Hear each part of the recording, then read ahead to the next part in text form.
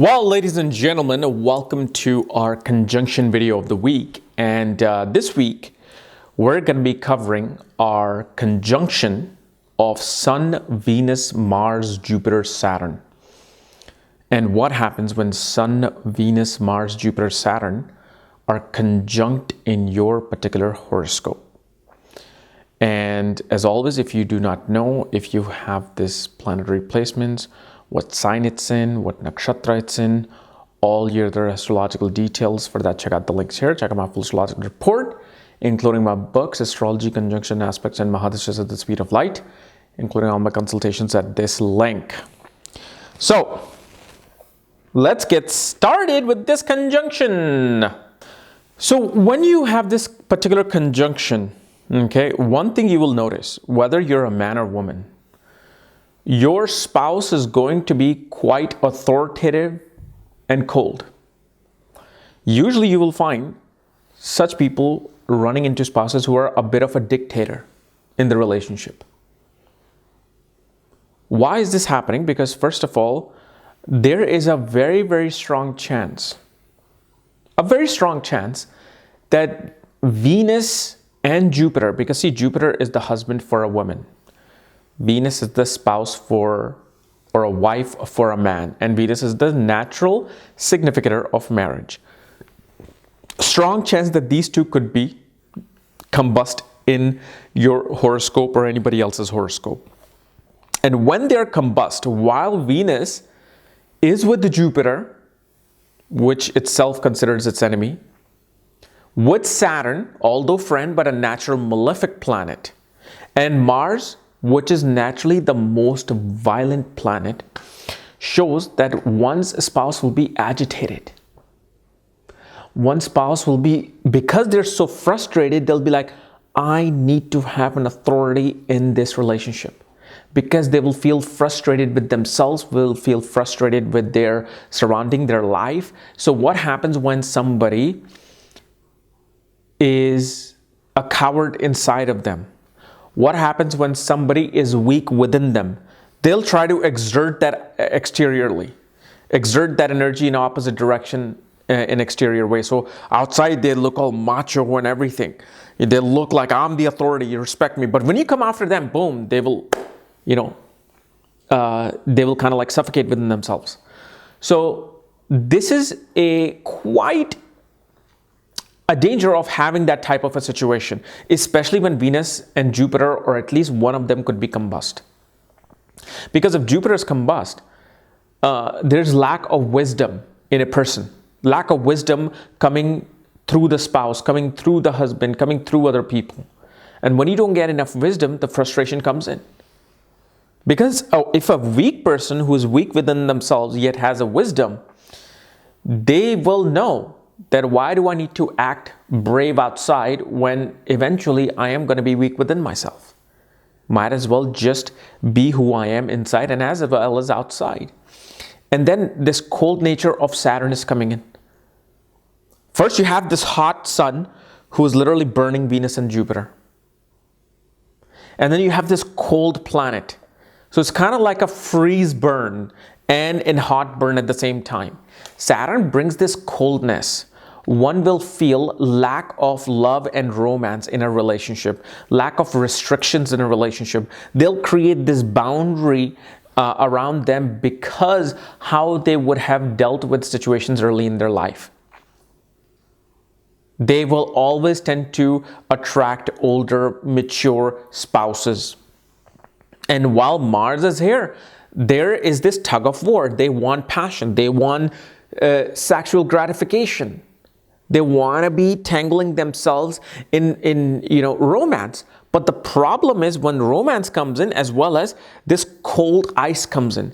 They look for romance, they get romance, but at the end, they find the coldness from it. So you see how these energies are working in this situation. But at the same time, because Jupiter is there, the great benefic is there, they find inspiration within the relationship, within life itself. They try to find inspiration even in the coldest of relationship. They're like, well, maybe this is how things are, and I'm okay with that. As long as this person is good and honest with me, I'm okay. So they kind of try to accept what the situation gives them. And with this particular situation, you can literally have all of these 4 planets combust. You can have Venus, Jupiter, Mars, Saturn combust. If they're combust, I mean, not only it'll frustrate a person because they're not getting married on time, it'll also frustrate them in terms of the people that they're running through.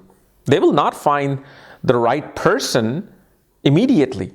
Because remember, when you were born, all these planets were burning. And that's when you were born. So what happens? Okay, so Sun left. Okay.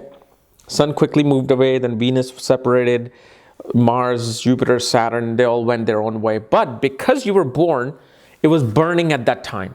That means it's going to take time for something to cool down after it's being burnt. So if you have a hot soup, okay, and you want to drink it, but it's so hot, and if you try to drink it, you'll get burned. That's what happens in the conjunction with this. A person early in life, when they try to go for love, try to go for romance, they get burned. You have to let it cool down. This is why such person finds much better relationships, much better person later in their life, in their 30s. And when it comes to education, obviously this can give multitudes of education. Whenever you have 4 or more planets, like we have here 5 planets, I mean, you're talking about multidimensional educational interest.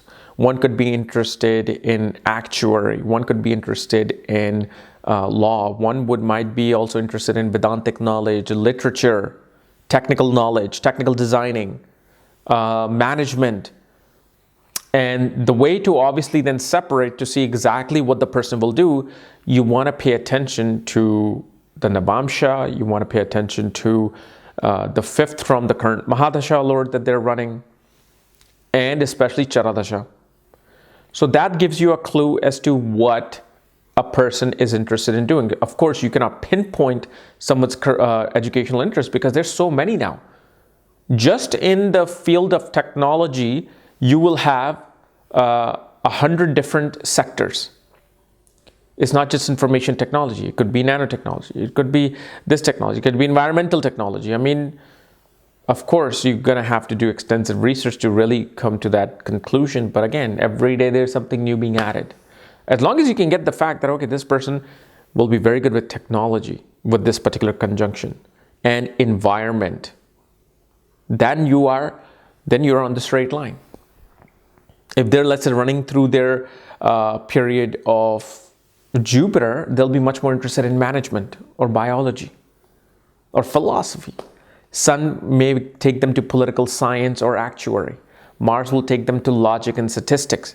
Saturn will take them to mechanics, history, and geography. So you got to play around with these things, okay? And obviously, with this particular conjunction, one does find quite a bit of inspiration through their father, but father is a bag of mix, like a mixed chips. Father will be strict, father will be cold, you'll have your heart broken and stabbed by the father. But father may also be a source of inspiration. So it's kind of like, again, it really depends upon the house and sign and the nakshatra placement of, the planets to really determine the relationship. But yes, no matter where it is placed, I don't care if it's in the 9th house, 1st house, 5th house. If these planets are conjunct the sun, you will definitely find this stab wound from the father. Father will be cold. Father will be, very harsh. But yes, you could eventually find inspiration through the father as well. Okay, so guys, this is my analysis of Sun, Venus, Mars, Jupiter, Saturn conjunction. If you're new to my channel, subscribe below if you want to know where your conjunctions are placed. All the other astrological details, my books, reports, consultation, and link to my school, Vedic Astrology Academy. Check out the links here. Otherwise, we'll see you later. Bye-bye.